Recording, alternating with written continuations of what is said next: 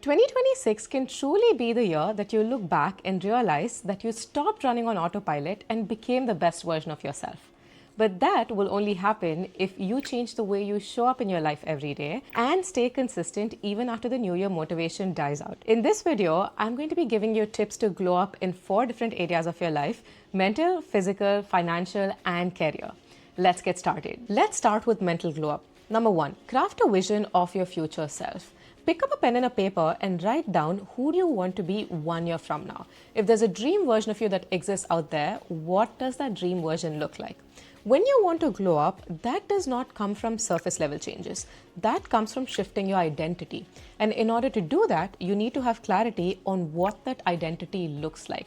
So think about, how does your future self show up at work? How does she set boundaries? What kind of mindset does she have? What kind of routines does she have? What has she achieved in the last 1 year?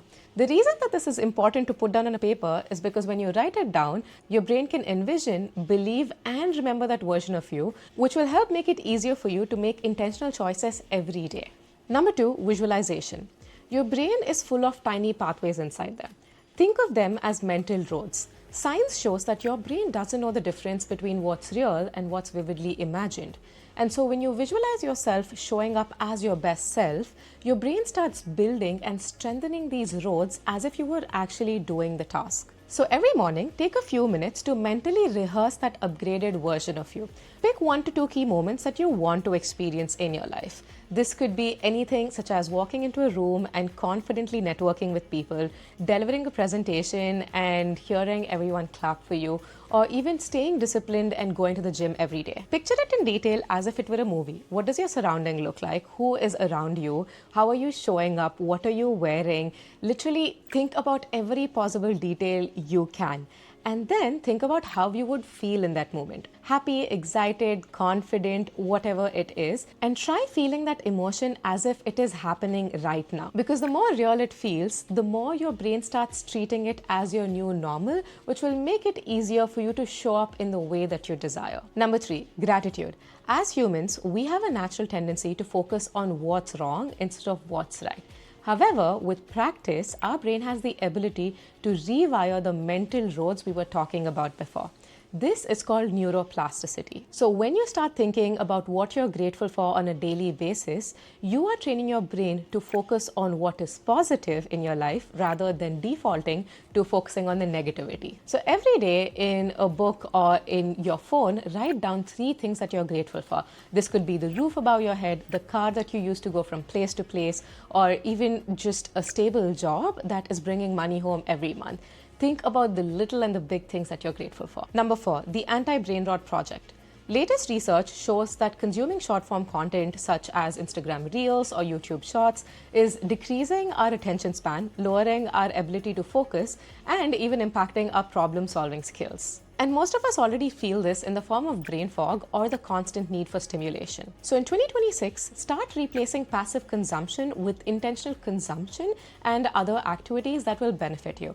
This could look like reading articles on Substack or research papers on topics that interest you, trying out new DIY hobbies or projects, watching TED Talks, listening to podcasts, taking up side hustles, playing brain games like Wordle or Merdle, or even creating your own personal curriculum. You don't need to be productive all the time. You just need to be mindful about feeding your brain with something that benefits it. Now let's move on to physical glow up. Number 1, get a full body blood work done. Many of us set a goal to lose weight or get healthier every single year. However, if you don't know if there's something wrong with your body and what is wrong with your body, that's going to be hard to do.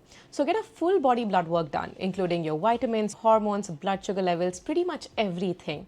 That will help you understand what you need to do in order for you to hit your health goals instead of following some random tips on the internet that might not be applicable for you. Number 2, eat a balanced meal. We often talk about eating healthy, but what exactly does that mean? In every meal you have, try to have 4 food groups in it. Number 1, fiber such as veggies and fruits. Number 2, protein like meat, paneer and soya.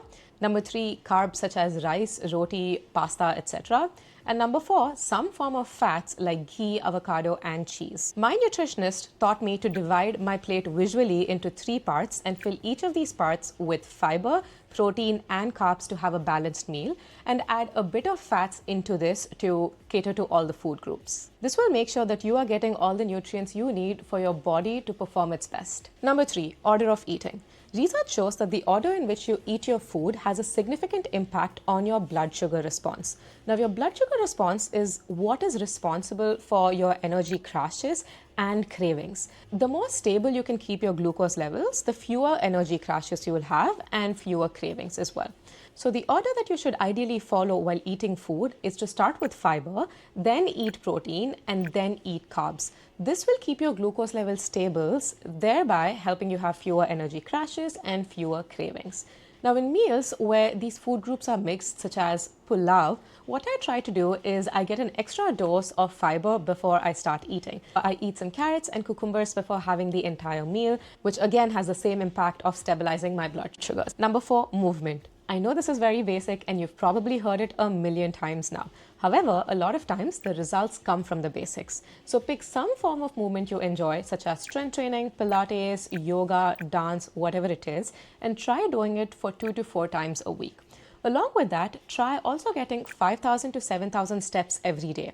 An easy way to do that is every time you're on a call with someone, if it's a phone call with your friends or family, try walking while you're speaking. Time goes by a lot faster that way and you won't really realize how much you're walking.